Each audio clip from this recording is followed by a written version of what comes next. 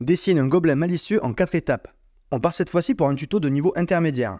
Si tu souhaites dessiner cette petite bestiole avec moi, prends une feuille et un crayon, on commence tout de suite.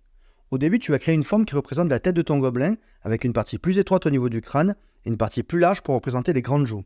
Comme d'habitude, tu vas visualiser les formes en volume pour t'entraîner à les percevoir dans l'espace, c'est la phase 1. Lors de cette étape, tu assembles les éléments et tu crées, à l'aide d'une première sphère, la forme du nez. Juste en dessous, à l'aide d'un grand arc, tu dessines la ligne de son sourire, c'est la phase 2.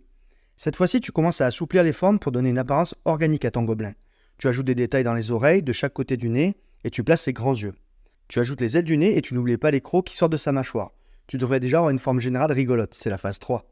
Enfin, en t'appuyant sur la structure des étapes précédentes, tu vas ajouter des détails qui vont rendre ton personnage singulier. N'hésite pas à personnaliser ton gobelin pour le rendre encore plus fun. Ajoute des rides, de nouveaux crocs, des poils sur la tête et sur les joues. Moi, je l'habille avec un petit ruban de cuir autour du cou pour le caractériser. Lorsque tu inventes une créature, essaie de réfléchir à quoi tu voudrais qu'elle ressemble avant de la dessiner.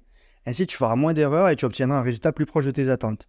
Ton personnage sera plus attractif et plus abouti. Prends le temps de te documenter et d'observer le travail d'autres artistes pour t'inspirer de leur univers, c'est important pour progresser. Rejoins-moi sur Patreon pour encore plus de conseils de tutos. Ensemble, on s'améliore.